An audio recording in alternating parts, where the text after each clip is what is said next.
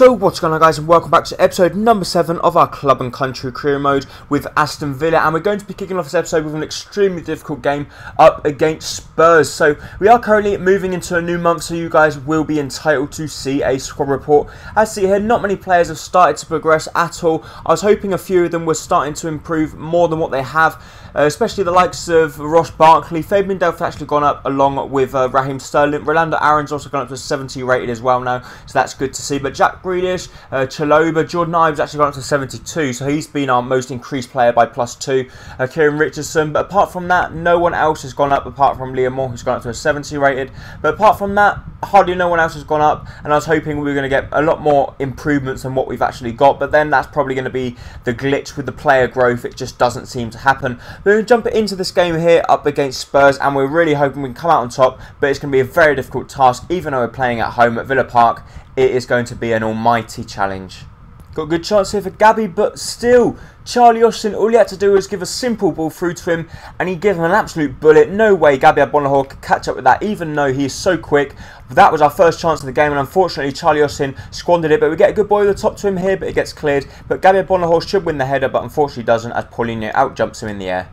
A chance for a score on the counter here. Gabby Agbonlahor's taken on his man. He's taken on Wimmer. He's one-on-one with Michel Vorm. He's going to try and finesse the ball round him, but he finesses the ball straight into his arms. And I don't know what Gabby Agbonlahor's weak foot is, but that was a diabolically poor effort there, and I'm really disappointed with that. I thought he was going to do a lot better, at least make Michel Vorm work a lot more than what he actually did. He gave the ball straight to him. Really good chance for Spurs here. They cut inside with Davies. He shoots, and he's beaten our goalkeeper at the near post. How can Ruddy let that in? Ben Davies is a good shot, don't get me wrong, but still, John Ruddy, a goalkeeper of his class and quality, can't get beaten there. He might have been a little bit disappointed with the block there that Chadley had in front of him, but still, he can't be getting beaten at his near post, and especially not before half time. Great chance for us here for Gabby. He shoots, it gets blocked, and no other but Charlie Austin gets in the way. Surely this has got to be a goal. Raheem Sterling has been played through. He shoots. A good save from Michel Vorm. It comes back out, but this time Ben Davies does make a good interception. We've had two really good chances in the early stage of the second half, and we're yet to take either. A good ball around the corner here. Tottenham being exposed at the back. This time Gabby Agbonlahor through one-on-one with the goalkeeper. He's going to finesse and cut inside. Kyle Walker catches up with him because obviously he's mega quick. And another chance has gone to squander. Brilliant chance for Tottenham here. They cut the ball round. A good shot from Ericsson, but it's a good save from Ruddy. This time making up for amends for making his earlier mistake. But they cut inside once again with Lamella. Lamella to Mason. Mason, a player who would like to sign. Lamella then gets the rebound. It comes out to Christian Eriksen. Comes inside to Lamella. Lamella to Mason.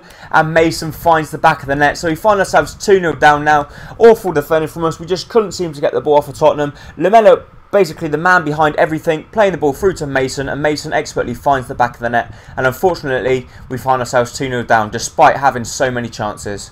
He's cut inside here. He's surely got a finish. He finesses the ball, and this time Michel Vorm does make a really good save, but once again we cannot seem to get the ball into the back of the net, and now we've given the ball away to Ericsson, and they're probably going to launch a counter.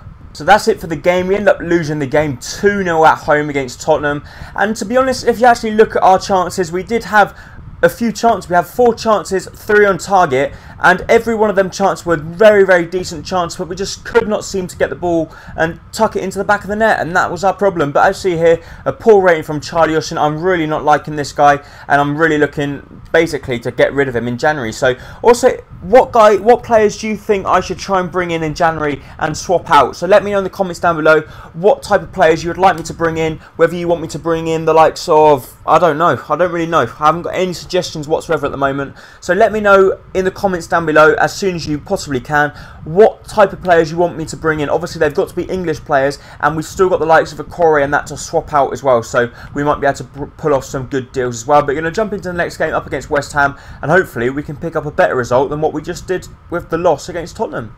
Chance really early on here. Gabby Agbonlahor's got the ball. He's going to try and shoot from a tight angle. He shoots and he finds the back of the net. So only 5 minutes into the game, we find ourselves 1-0 up.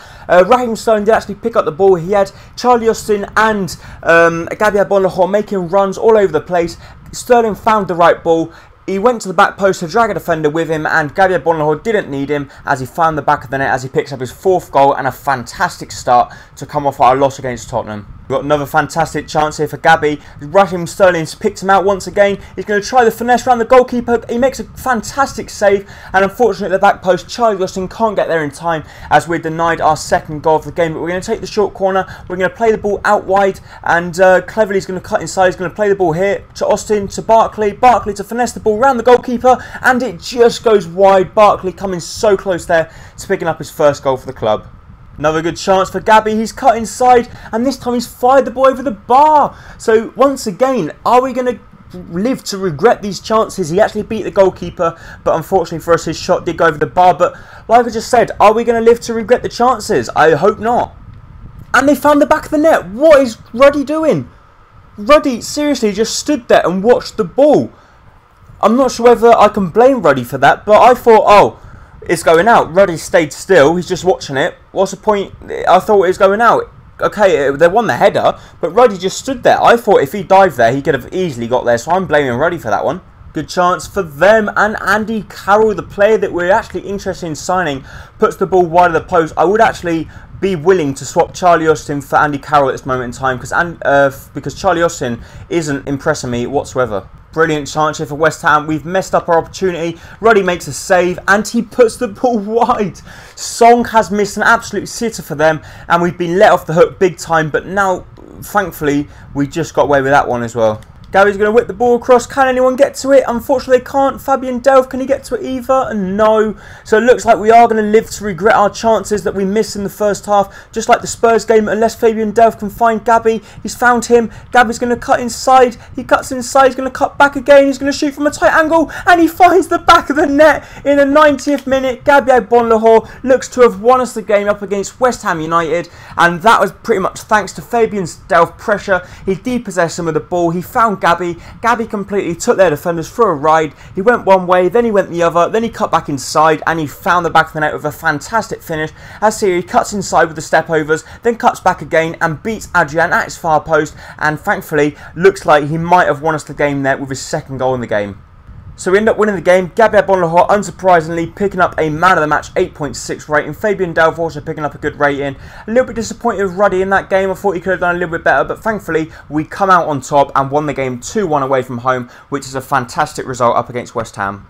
So what we're actually going to do, we're actually going to sim this match because we're actually going to be playing Southampton, who are surprisingly, as you can see here, bottom of the league table. And because obviously FIFA, there's not long left in the FIFA 15 pretty much the game. FIFA 16 will be coming out soon. We're going to try and progress as quickly as we can, so we are going to be simming in a few of the easier games. So we're going to sim this one up against Southampton, and we're really hoping we can come out on top because they've lost, pretty much they lost against Leicester and they lost against Watford, so hopefully we should come out on top in this one, and we're hopefully going to draw the game. Fabian Delph gets sent off as well. So was that a good idea, simming? Let me know in the comments down below. Do you want me to sim the games, or do you want me to obviously sim the easier games and play the harder games, or play every single game and just try and do maybe one season? It's up to you guys. Let me know in the comments down below. I think we probably actually will sim the next one as well, because the next one's up against Norwich, I believe. We've actually got the Ireland job as well, but we're actually going to decline that because obviously it's club and country, so we want the England game. We want the England team, sorry. So we're actually going to sim the game up against Norwich as well, because Norwich are currently sitting 17th in the league table, so they're currently right down the bottom as well. So I think in theory we should beat them, and then what we'll do, we'll play the Crystal Palace game, because Crystal Palace currently sitting in 14th place. So we're going to sim this one up against Norwich, and we're going to fix the problem ourselves, because obviously someone's picked up an injury, which is Fabian Delph, who currently got a red card, and Jordan Ibe will probably step in. Actually, I'll let him step in, and Gardner can come onto the bench. So we're going to sim this one. Hopefully we can come out on top, and let's just wait and see. Come on guys, we're away from home. We've got to win this one. It's against Norwich. Norwich have currently lost their last 3 games, and we get the first goal through Jones, and we draw the game again. You can't be joking, man. That is ridiculous. We've drawn 2 games by simming them, and that's probably cost us 6 points. What a ridiculous decision by me. So now, well, I don't really know what to do now, but obviously I can't go back in time, but we're going to have to move in, play the next game up against Crystal Palace after we have another squad report, and let's see if any more of our players have progressed. So not many of them have progressed here. None of our centre-backs and none of our defenders have progressed. Raheem Sterling's actually gone up to an 82 rated now, which is good to see. No one else, everyone else has stayed pretty much the same. Jordan Ibe stayed the same, Richardson stayed the same. No one is increasing whatsoever. It's just ridiculous. Liam Moore's 71 actually, so that's not bad. At least someone's improving. And Fabian Delph's gone up to 78, which is good to see. But I was hoping a lot more players would be progressing than what they are. So I've mixed up the squad a little bit for this one. As you see there, we've got Charlie Austin, Sterling and Agbonlahor playing their normal roles. Then we've got Ross Barkley, Fabian Delph and Westwood's coming for I can't even remember his name now. What's his name? Coming for Tom Cleverley. And also at the back, we've changed a lot around. We've put Garber at left back. We've got Chalobah and Moore partnering each other at centre back. And we've moved Jones outright to right back to see how he gets on out there. Just to see, maybe we can move him out there and bring in a better centre back. We'll have to wait and see. Lovely ball from Charlie Austin over the top to Gabby here. Gabby's pretty much all on his own, but Ross Barkley's going to come up inside to help him out. But what a fantastic challenge that is from Hangeland as he completely takes out a player. But Fabian Delph skips past a few. He whips the ball in the box. Can Barkley win the header? He can, but it's a very, very weak one. And Speroni pounces on the loose ball. Fantastic chance here for Sterling, because I know what I'm going to do, which I've done. I've cut inside once again. I've taken the defender for a ride. He cuts inside. We clearly get blocked, and the referee doesn't do anything. But obviously, Raheem Sterling didn't throw himself to the ground, which is also good to see that he's not diving. Lovely ball over the top to Raheem. Raheem's through. Raheem on the touch. He touches it and he hits the crossbar.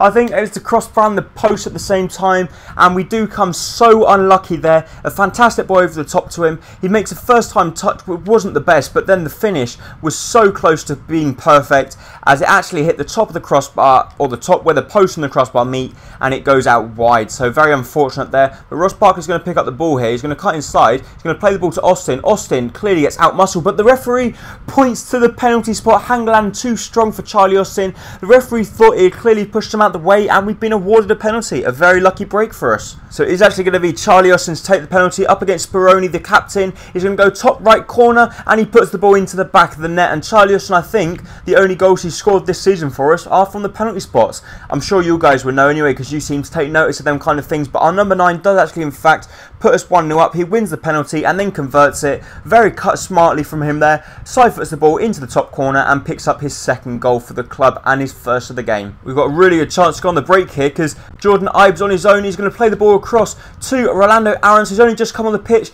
Can he be the super sub again? He finesses the ball round the goalkeeper and into the back of the net. And Rolando Aarons is clearly a super sub. He's done it last time. Last time he came off the bench, he scored us 2 goals. And now Jordan Ibe, just come off the bench as well, plays the ball through to him ungreedily or very unselfishly, plays the ball through to Rolando Aarons, and he smartly finds the back of the net and he picks up his first goal in the Barclays Premier League, but his 3rd goal for the club, and he puts a little bit of daylight between the two clubs to pretty much secure the 3 points for us.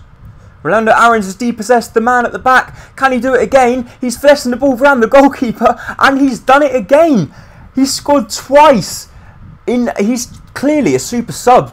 Do I start him, or do I keep using him from the substitute bench? Because this time he's depossessed Ward, and once again he's found the back of the net. So he's picked up yet another goal to put us 3-0 up in this game. But last time we brought him off the bench, he scored 2 goals in the Capital One Cup, and now he's come off the bench in the Barclays Premier League and scored 2 goals again. That's it for the game. We end up winning the game 3-0, and Rolando Aarons picking up man of the match with an 8.3 rating. Charlie Austin also picking up a 7.7, and to be honest, the back line was extremely strong, so they might be the new starting back line, or at least Liam Moore is going to definitely take Baker's place, and even Garbett might take Flanagan's place as well, because Garbett played really well in that game. But that's actually going to be it for this episode. If you did enjoy it, please make sure to hit the like button down below, as it's going to be very much appreciated, and I really do hope to see you next time very, very soon for the next episode of whatever that career mode might be, and I hope you enjoyed it. Thank you. Bye bye.